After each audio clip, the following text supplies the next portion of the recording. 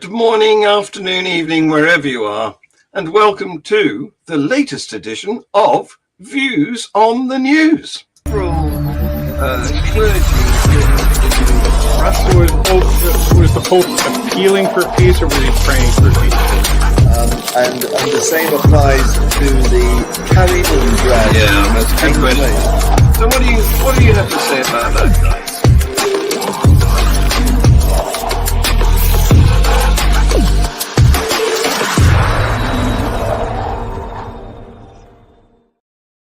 And this week's international wise and witty panel includes Tersia from South Africa.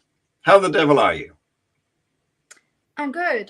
Thank you, John. Still doing well after our enjoyable show last night. It was really good, I think. It was fun, wasn't it? Yes, yeah, indeed. Yes. Yeah, so, nice to see you again. Yes, thank you. Likewise. Yes. And we also have Dread Pirate Higgs from British Columbia in Canada. And I think he's far north because his connection's a bit iffy. Dread, how the devil are you? The great white north it be. Okay, well, I'm glad you made it. And then we have David from the US of A in the regions of New York. Welcome, David. Thank How you. the devil are you? The devil is treating me very well. Good. You've recovered from your trip over to No, not too bad. How are you? to the motherland. Yes. Exactly. Okay, so starting with the news. You may remember, those of you who were in the show last week, that we had a horrifying video of a Muslim activist with a knife attacking people in a market square in Mannheim, Germany. And he wounded the atheist activist Michael Sturzenberger. And the next victim of his slashing was a policeman who has subsequently died. Now, this person, yes, I know, this person was shot dead at the scene, and his name was Sulaiman Atai, and apparently he was a failed asylum seeker. He came to Germany in March 2013. His asylum application was rejected in July 2014. 9 years after his asylum application was first rejected, he was granted a temporary residence permit. And in the meantime, he's from Afghan. He'd got his wife with child in Germany, which means that the child is a German citizen by place of birth. And he, as the father, is now allowed to stay. So from then on, he had a permission to reside in Germany. By 2017, he had completed an advanced secondary school diploma, grown a full beard, which we take to be a declaration of strong religiosity, trained in the martial art of Taekwondo, and spread Islamist propaganda by the Afghan preacher Ahmad Zahir Aslamiyah on YouTube. So there you go. He's no longer with us in the land of living, but that's a background update to him. What do you think? Well, firstly, I'm not shocked that I'm really sad that the police officer died. I was actually shocked that he didn't pass away immediately, because that was a vicious attack. It was so shocking to see that. And secondly, this person has just made it really, really difficult for other asylum seekers who really sometimes need to get out of their countries to find asylum in places like Germany. So I heard an interesting quote this week. I was listening to a podcast, You Are Not So Smart, and the person being interviewed was an author named Brian Klaas, spelled Klaas, and he said, we control nothing, but we influence everything as individual humans. And he said this in the context of major historical events. And this is so typical of that idea that we control nothing, but our individual actions have influences way beyond our reach. And I just wish that more people would think about that before they do things like stabbing people because they don't agree with your beliefs. Yes, indeed. Yeah. Well, one thing he's influenced me to do is to abandon all prospects of sympathy towards him. Yeah. Yeah. I mean, it's such a tragedy. Yeah. Yeah. The whole point of his asylum application was to avoid most probably violence against him. And so perpetrating violence against others is not only the height of irony, but the sadness is that, you know, you're doing it because you feel somebody is a blasphemer when clearly no one is a blasphemer. Yeah. It's just a tragedy all around for the atheist who was injured, for the police officer who was a peace officer, right? There to keep peace, you know. Well, not in all cases, because a lot of people who are Muslim now and ex-Muslim who are in Germany are living peacefully, and most immigrants who migrate are peaceful. You just get, you know, wacky people like this, and they do horrible things. So it's very sad. Yeah. Dred, have you sorted yourself out in your car yet? Are you in a position to be able to speak on this? No. He's still getting himself organized. Yeah. So let's move on then, because I think we've sucked the bones out of that. It was never a nice item anyway, was it, eh? No. So the UN Human Rights Council recently were asked to explain the oppression of women in the Middle East. And the UN experts apparently tried to avoid damaging the image of Islam. You know, there's quite a lot of people who they don't want to appear to be intolerant, and they don't want to appear to be, you know, denigrating of religions. So they go a bit too far, in my view. And what they did in the UN was they reached the conclusion that when a Muslim husband beats his wife, it's effectively Israel's fault. Oh, no. Yes. Well, Oh my goodness. Fortunately, a very brave spokesperson at the UN on that occasion. He's a lawyer. I forget his name, but he's been on the show before because he's so outspoken, so correctly outspoken. So watch this. You can see him do his stuff. Shukran, Sayyid Rais. I take the floor on behalf of the UN Watch. My name is Mus'ab Hassan Youssef. I grew up in Ramallah as a member of Hamas. I address the words to the Palestinian Authority, which claims to be the sole legitimate representative of the Palestinian people. I ask, where does your legitimacy come from? The Palestinian people did not elect you, and they did not appoint you to represent them. You are self-appointed. Your accountability is not to your own people. This is evidenced by your own total violation for their human rights. In fact, the Palestinian individual and their human development is the least of your concerns. You kidnap Palestinian students from campus and torture them in your jails. You torture your political rivals. The suffering of the Palestinian people is the outcome of your selfish political interest. You are the greatest enemy of the Palestinian people. If Israel did not exist, you would have no one to blame. Take responsibility for the outcome of your own actions. You fan the flames of conflict to maintain your abusive power.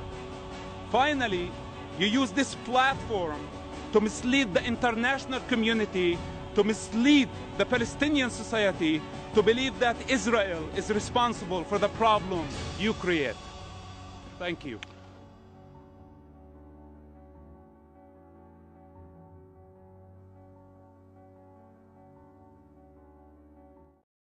Fantastic. Wow. Yeah, absolutely. Yeah. I have a new There hero. needs to be way more voices like that one. Mm-hmm. Yeah. I have a new hero, and it's him. Is that the son of one of the former leaders of Hamas? The founder of Hamas. Founder. Yeah. Yes, that's the son. Yes. Wow. Yeah. Well, good on him. Would just, he's not only soft on the eye, he's also obviously a really brave and smart person. I would just like to get into the details of how exactly did these people how did they structure this argument that when a Muslim husband beats his wife, it's effectively Israel's fault? I would just like to see the illogic of that argument flowing, because yeah, well, I suppose it's a little bit like in South Africa. Whenever the government is criticized for corruption, then they say it's because of apartheid. So probably which is yeah. It's this business of claiming to be the victim, and getting as much mileage out of it as you possibly can. Mm-hmm. I've got another video that I'm just uploading now to show you about how they came to that ridiculous decision. But did you see that? Did you see the faces of the Palestinian delegation there? Yeah. Mm-hmm. It was like, I was going to say that this argument, trying to find the reason to it, is essentially like trying to find the reason to why they believe the things they do in the first place. Mm-hmm. I mean, it's really just an extension of bad thinking. Mm-hmm. Yeah. So, do you want to see this other video? Yeah. Mm-hmm. Recognizing a clear link between prolonged occupation and gender-based violence, excessive use of force by Israeli defense forces, the gendered impact of the occupation, and called for ending the prolonged occupation and the blockade of the Gaza Strip. The colonial Israeli military occupation remains the major obstacle for Palestinian women. Only an end to the occupation will bring true and lasting empowerment to the Palestinian people, including women and girls. Thank you. I thank you. To put an end to the suffering of Palestinian women and allowing her to enjoy all her rights. Thank you.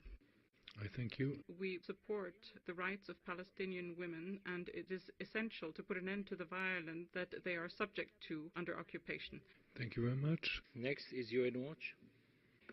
Thank you, Mr. Chair. Today's report on Israel and the Palestinian territories provides important information on women targeted by violence. Regrettably, however, the report is undermined by its subservience to one recurring and unproven assumption. As highlighted by the rapporteur, that is the, quote, clear linkage between the prolonged occupation and violence against women. Ms. Simonovic, in other words, what you are saying is as follows: when Palestinian men beat their wives, it's Israel's fault. In this regard, I wish to pose some questions. First, how do you know there is a, quote, clear linkage? Where is the data? I don't see it anywhere in the report, not in addendum 1 or 2. Is it right to continue infantilizing Palestinians such that when a man in Ramallah beats his wife, we encourage him to say, quote, Israel made me do it? Your report speaks of Israeli actions that create pressure. Well, maybe. Yet there may be a myriad of other influences. How do you know which is significant? It would be interesting, for example, to examine comparable populations in Lebanon, Jordan, Sinai, and Egypt, and to see if there are differences in the rate of violence against women. Ms. Simonovic, why have you not done so? Where is the data? Second, you make a passing reference to the influence of tradition and culture. Do you mean Palestinian, Arab, or Muslim tradition? You don't say which, and don't seem to be interested in this key factor in the Middle East. Why did you fail to mention that official Palestinian TV regularly broadcasts Islamic preachers who tell the people how to beat their wives? On February 8, 2016, for example, Hassan al-Laham, the Mufti of Gaza, quoting the Quran and the Hadith, advised husbands on how to hit wives, recommending, quote, hitting that does not make her ugly. In other words, not hitting that will bring the police. The hitting will be like a joke. The hitting is a kind of reminder that the love and friendship that Allah commanded is still found between the couple. Ms. Simonovic, while you find numerous indirect ways to blame Israel, how could you omit these direct forms of Palestinian incitement for men to beat their wives? Thank you, Mr. Chair. I would like to say thank you, but I can't, because I think that you need to respect this council more in the next statement. Question from NGO with respect. Yeah, well, he was the Hillel Neuer, international lawyer and expert on human rights, and he's another hero of mine. I'm on his side. So what do you think about that? There's a lot of craziness in the world, isn't there? I'm just coming to this realization. Yeah. Well, it's funny because when I was in Brooklyn a few weeks ago, I see they were doing a pro-Palestinian protest in front of the Brooklyn Museum, which is fine. I mean, calling for human rights for any group is fine. But there was this one person who was carrying a sign that said "Queers for Palestine," and what is so fascinating to me is that anybody who's gay, lesbian, transgender, if they are outed in Palestine, often is the case that they are violently attacked. Yes. So here's this guy in America, carrying this big sign that says "Queers for Palestine," where if he went to Palestine and lived in Palestine, probably wouldn't live for more than about a week or so. Yeah. He can only do that because he's in the safety of America. Yeah. So I did you take a photo of that, David? Because I'd love to. That is one of the best illustrations. I often have to explain to students what does irony mean and how what is ironic. Yeah. If I'm going to make a poster of that, because you don't get better than that. Yeah, I was just shocked. I was like, does this guy not understand that if he was gay in the in Ramallah, in Gaza, or anything like that, he'd probably be thrown off a roof? Yeah, and not probably, he would be. He would be. That's not even a question. Yeah. So that's a good example of just he's obviously just jumped on the bandwagon. Yeah. So he's picked his side, which is not really, I suppose, problematic. But he hasn't picked the bandwagon. He hasn't thought it all the way through. He hasn't thought about which way the wagon's going. Right. Well, even further than that is the fact that there are so many people jumping onto the ideological bandwagon when they're not even invested in it. Right. It's like you see these protests taking place with college students or university students. They're not Jewish, they're not Muslim, but they're just on it, and they're just foisting an ideology that they're just not vested in. It's just pathetic. Tersia, this is for you. Yes. Okay. Oh, thank you, John. Thank you so much. But these people remind me a little bit of the joke. Well, apparently it really happened. I read it in a newspaper. So there was this Russian guy somewhere out in the sticks in Russia, and he walked to the pub, got terribly drunk. His wife, several hours later, it was really cold.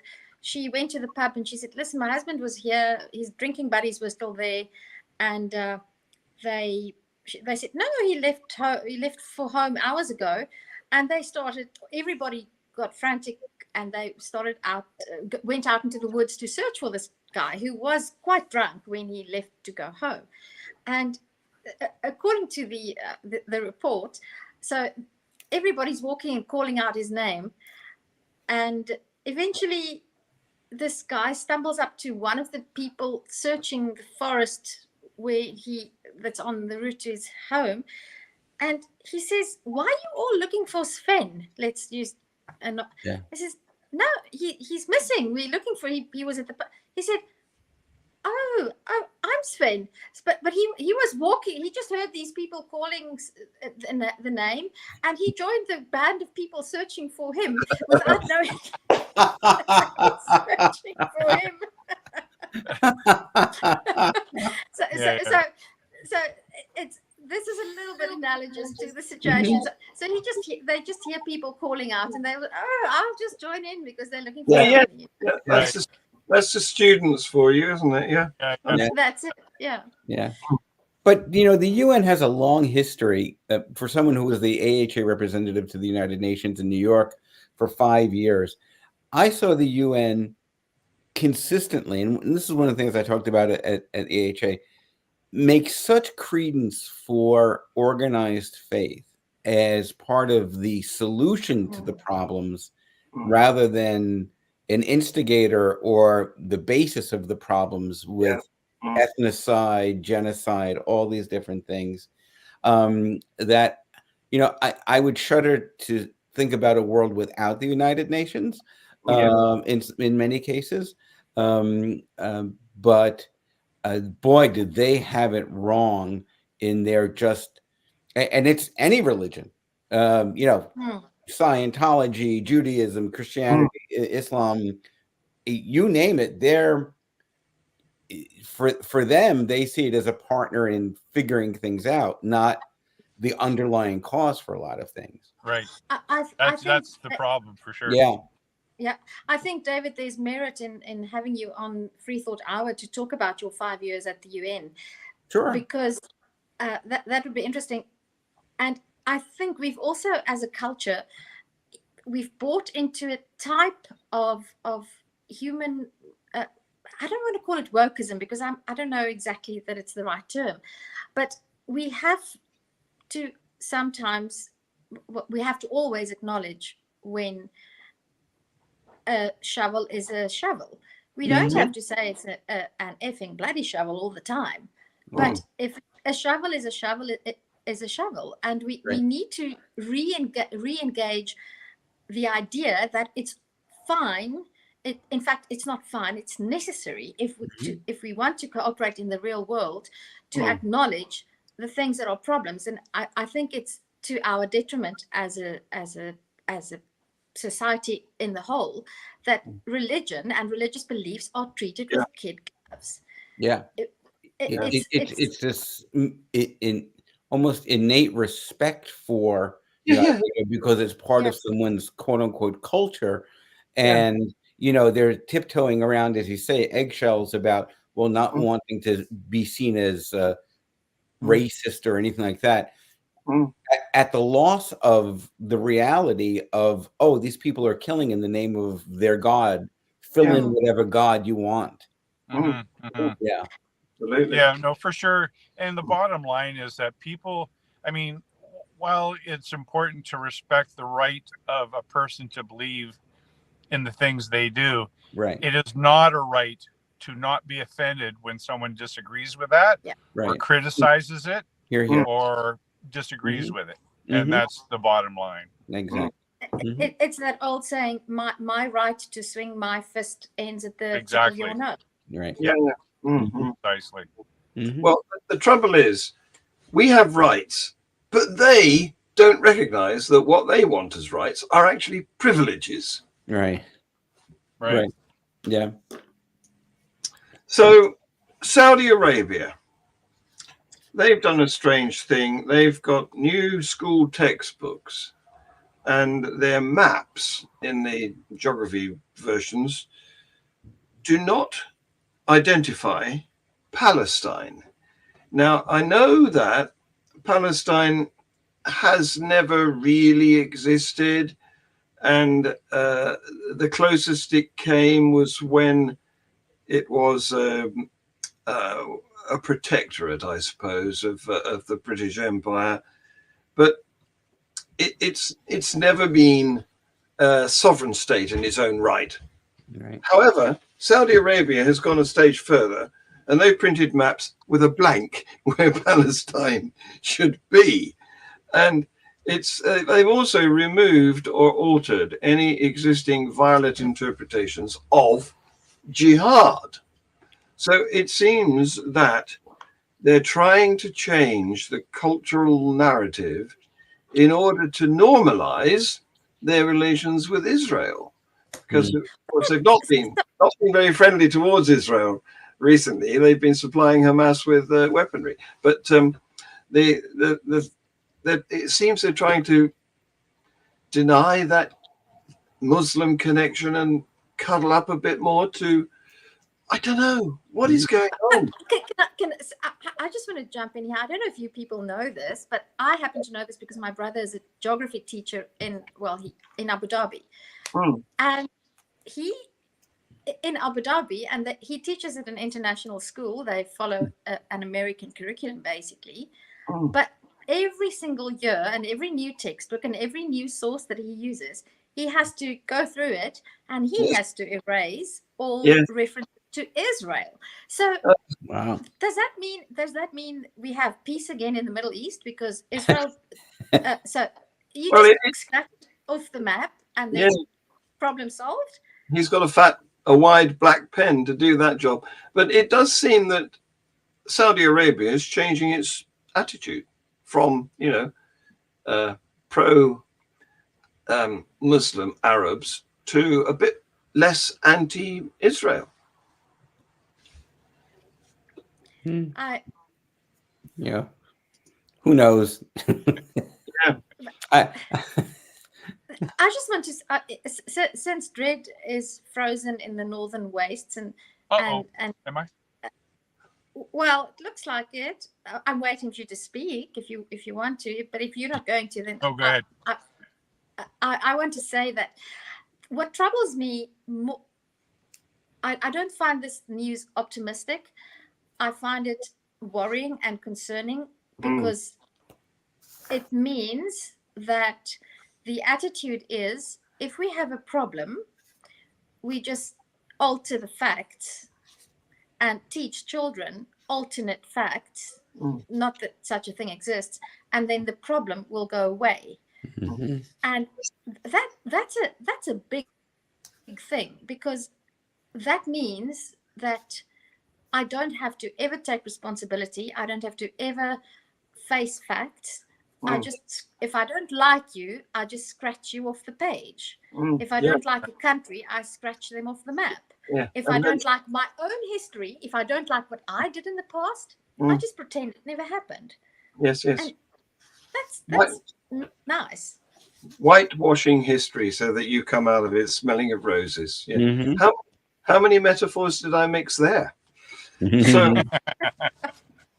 So on the subject of cuddling up to the religious, Indian Prime Minister Narendra Modi, you know that his Hindu nationalist party, the BJP, Bharatiya Janata Party, have just scraped through with a non-majority but largest party number of MPs of about, I think, 40%. So they've got to form a coalition to govern, and this is a loss for them because they won the previous two elections with a big majority.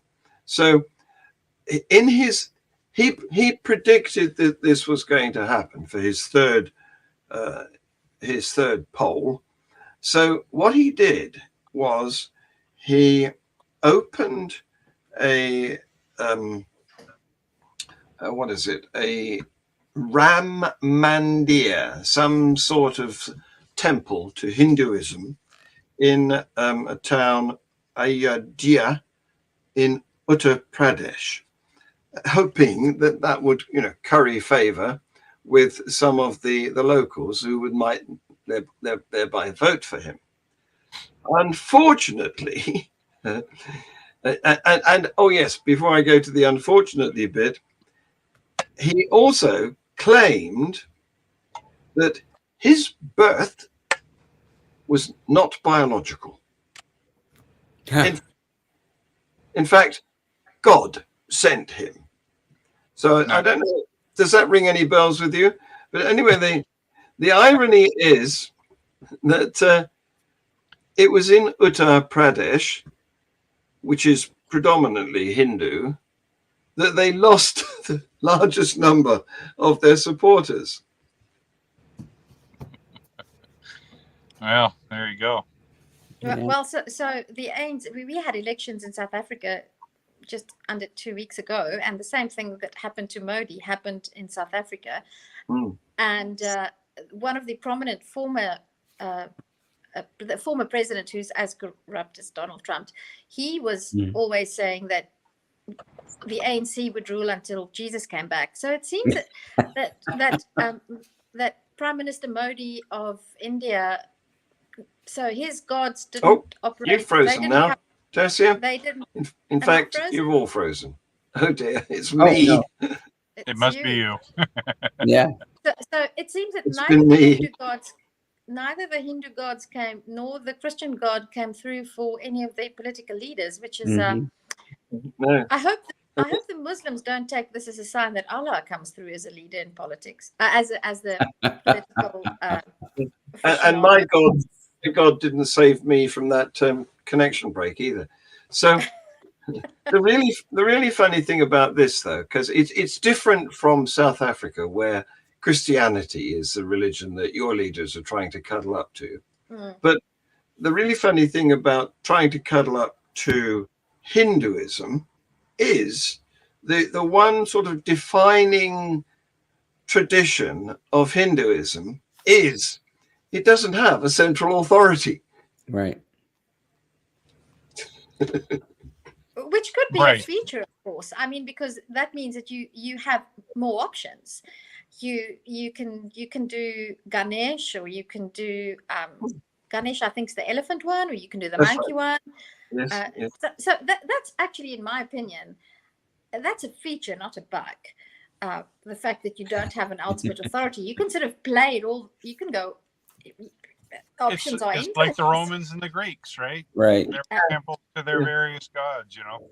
Yeah, but if you want everyone to support you, and they're all, supporters of different Hindu gods, elephant, monkey, so on. Yeah. You're going to alienate some of them, aren't you? But aren't they in Hinduism all aspects of Brahma? In other words, yes. Yeah. So you've got all these gods, but they're all supposed to be, There is one, incarnations. Maybe call it incarnations of Brahma. Yeah, maybe. Yeah. There is an ultimate creator one, yes, and an ultimate destroyer too. So they have the good God, bad God idea. Just on a more serious note, if I may say that I watched a documentary that John Oliver did about Narendra Modi, and we've had Hindu Islamic violence on our show before. I was quite shocked to see how many instances there had been in the past of Prime Minister Modi stoking the fires between Hindus and Muslims. And in a country like India that has, in fact, it seems a larger population than China, according to the latest data from Oliver's show, at least. Yeah. Can you imagine the chaos when 10,000 of people have a little riot because one Muslim was seen hitting a cow that didn't want to get out of the way of his car, and he tried to and these are things that apparently happen quite regularly in India, and Prime Minister Modi is a vehement pro-Hindu and anti-Muslim, and he stokes the fire. So I'm very positive that the Indian voters have decided that they don't want to give him the majority. That's maybe a glimmer of hope. Yeah. It's not good for politicians to cuddle up to religions. That's a good message to get out there. Yeah. So we're not going to let America off this week. No. We're going. Let me apologize in advance. Whatever's coming up. We're going to go to Oregon, which, up until now, it's been, in my mind, one of the more enlightened parts of the states, anyway, there was a state representative, E. Werner Reschke, who in February made some comments during an interview. Do I have that interview to show you? No, I haven't got that on uploaded. So I'll read it to you.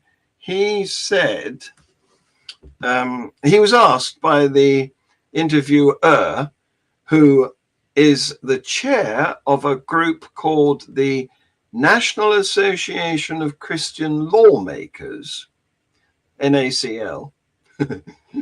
It's a science joke there somewhere. Yes, yes. Sodium chloride. So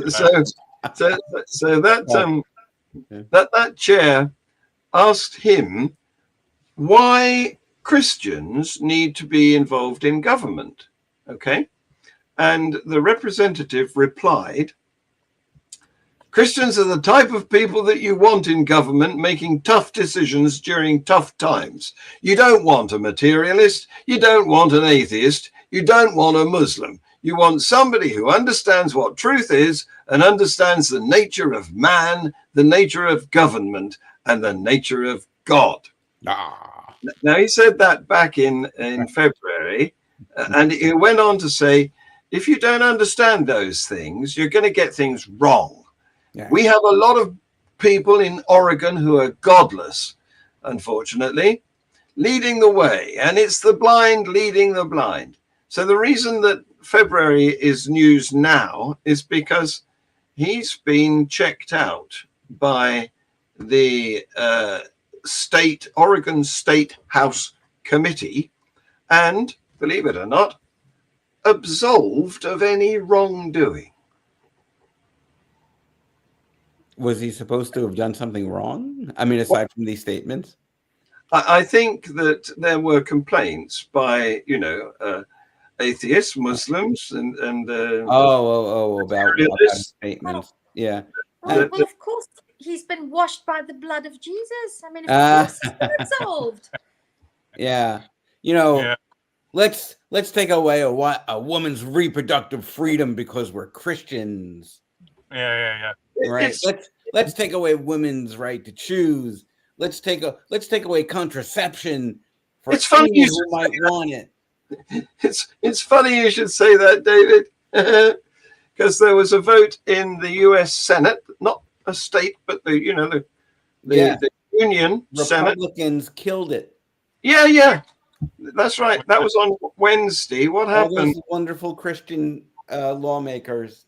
Yeah. It was the Right to Contraception Act, which the top Senate Democrat Chuck Schumer was advancing, and he pointed to the fact that several states, including Nevada and Virginia, where the Republican governors have vetoed efforts to protect legal access to contraception, saying that therefore we need a federal legislation.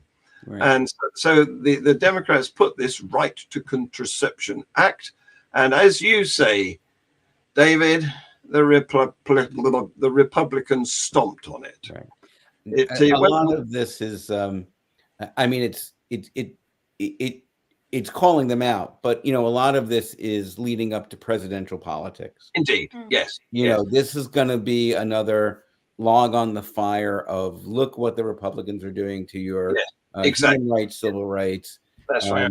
It's same thing with immigration, same thing with economy.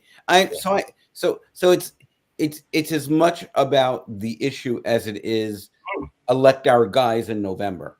Exactly. Right. Yes. It's look at us. We're the Democrats. We're the good guys. We're on your side. Right. And look at him. He's the horrible one that's stopping our policies getting through. Mm-hmm. And so that went to the vote. And 51 voted in support and 39 against. Mm-hmm. But there's a 60 vote threshold for anything to advance to a full debate. Right. And you're right, David, that it's all about November. And a recent survey of 3,934 US residents 18 plus, 37% said Biden has a better approach to abortion, while only 27% said Trump had a better approach to abortion. Although Sorry, Trump has paid for a lot of abortions in his life, I'm sure, Yes. where Biden has not. Yes, absolutely. And on the subject of not contraception here now, but the other end of the process where people want a baby and haven't found it difficult to get one, in vitro fertilization was voted against. An Alabama court made the treatment effectively illegal. So this wasn't a governmental action, but it was a court. And, unfortunately, in America, quite a lot of your policies are made by lawyers outside of government. So there you go. Oh, does this relate in any way to that case that we discussed before, where the petri dishes were somehow manhandled? Does it relate to that? Is it completely not related? Do you know? That was the same state. That was Alabama that wanted to make was it sperms and eggs or actual zygotes into fully entitled people. Yes. Well, which they did, because remember what happened. So that's why I'm asking, because it was somebody had gotten into the room where they keep the fertilized eggs. It was, so I'm just wondering whether it's this a follow up or in any way related. But the thing is, what I need, just can't stop saying and feel that we need to hammer that home every opportunity we get. These types of decisions are taken because the Christian majority has a completely cherry-picked and selective view of biology and physiology and the reality. Because if you believe that human beings are created, that we are somehow endowed with special attributes, then you get stuck in this type of thinking.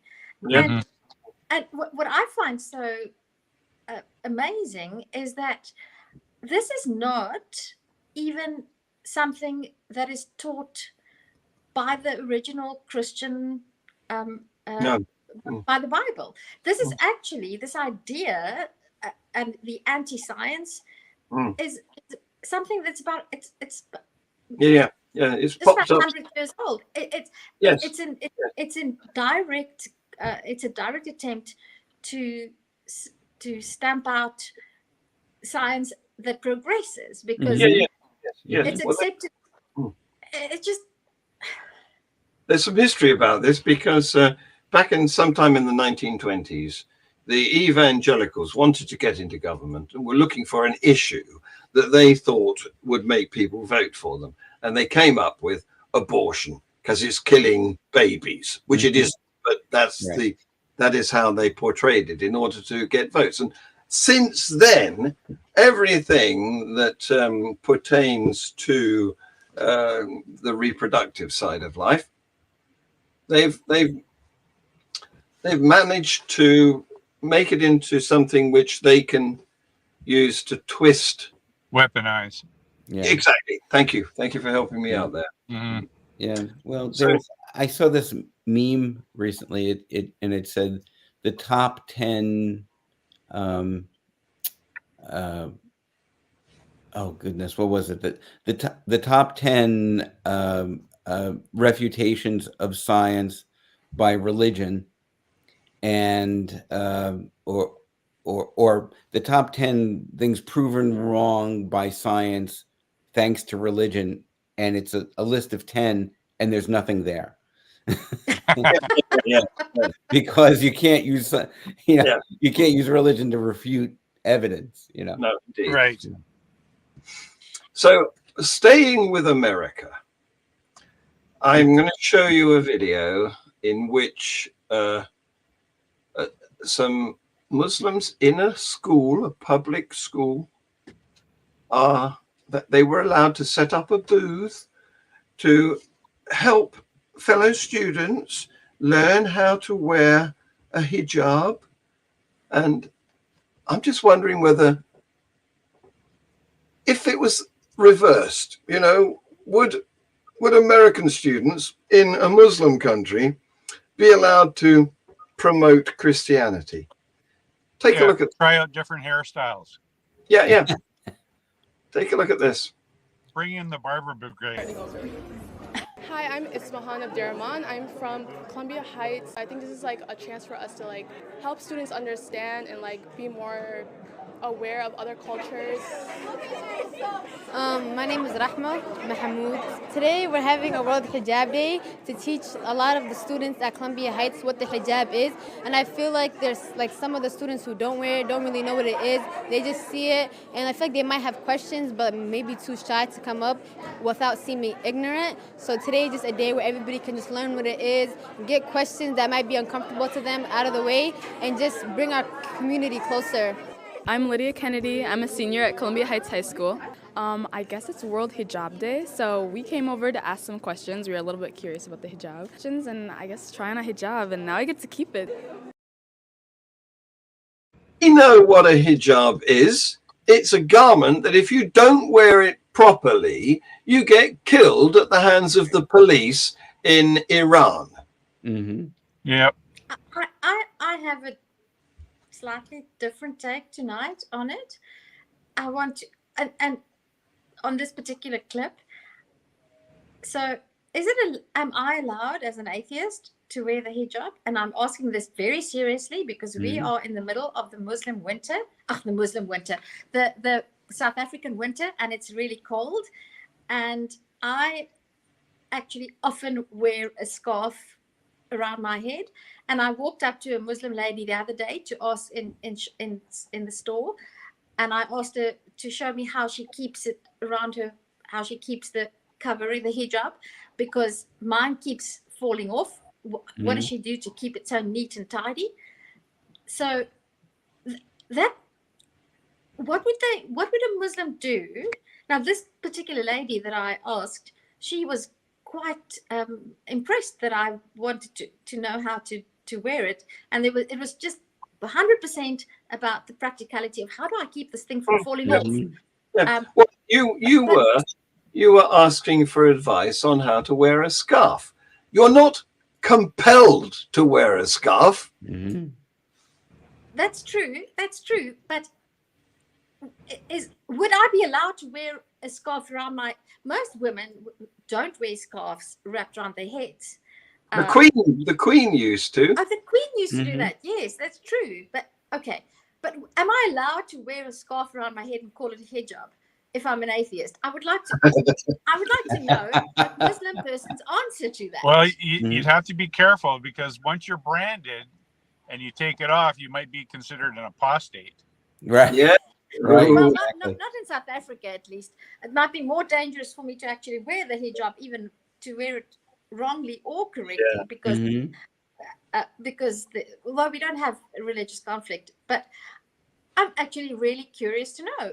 Would I be allowed to wear the headscarf and call it a hijab? Well, now I'll tell you, Tersia, you are welcome to wear a colander, and there's no wrong way to wear it. There we go. Bravo. Well, you are allowed to wear what you bloody like, but if you don't want to cause upset, I would stick to the name scarf if I was you. Right. I wonder what would have happened if one of the teenage boys in the high school went over and said, "Could I try on the hijab?" That would have been brilliant. I was actually going to say that. Yeah. You know, what if I walked up to a woman and said, "I'd like to wear a hijab. Could you show me how to do that?" Yeah. Let's do it. Yes. That is brilliant. Yeah. So we're coming up. I like to time these, and we've overrun, but I'm just going to show you something that I want your views on here. Okay. And by the way, I should have said, by accident, we've been going out live. We haven't had an audience because we haven't advertised it, but I press the wrong button. I do see the thing up in the corner that says live. Yeah. Well, that's right. Yeah. So I apologize for that. But it's gone out a bit earlier than it would have done otherwise. Never mind. So take a look at this and give me your opinion of what's going on here.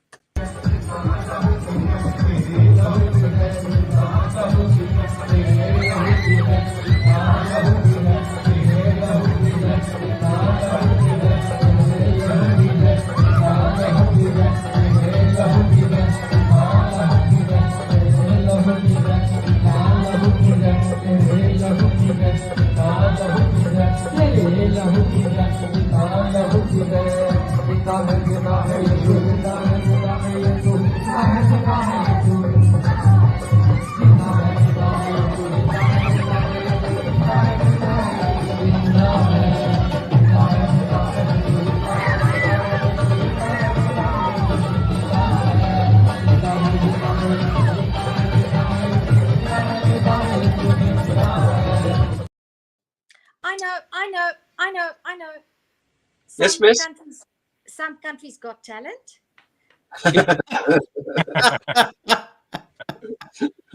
Well, there's a number of puzzlements that it makes me want to query, because the music, first of all, the fact that there was music makes it less likely to me that it's a Muslim thing, because, you know, the Muslims are not heavily into music. Secondly, the style of the music was very much Indian in the Hindu sort of mode, right?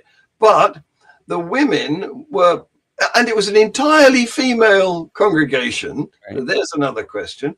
And they were all wearing some sort of a scarf. I don't know whether they would have termed it a hijab or what. And then there was one bloke who seemed to have the hand of power. And he was dressed more like a priest with a sash, white with a sash. What was going on? Yeah. Well, they were doing the herky jerky and they turned themselves around.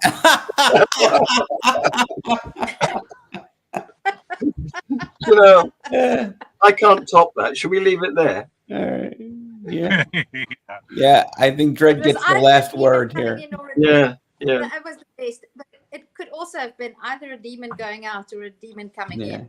So yeah, I mean, not to step on Dred's final words, but I mean, you see this in evangelical Pentecostal, where, you know, you lay hands and people go and they start, you know, it's all about brain chemistry and all that other stuff. There's nothing religious happening other than they're having an out of body experience in their heads. Yeah, absolutely. And I'm sure that in some cases it's fake it until you make it, right? Exactly. They're just caught up in, you know, the atmosphere of it.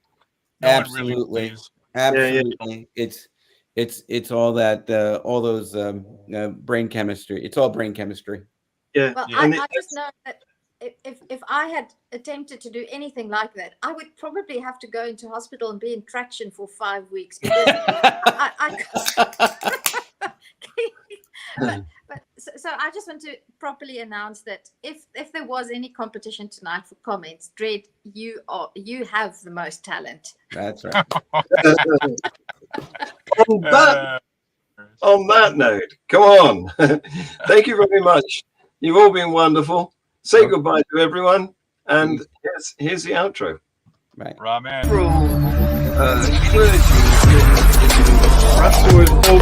Was the Pope appealing for peace, or was he praying for peace? And the same applies to the carrying on drag. Yeah, that's a good question. So what do you have to say about that guy?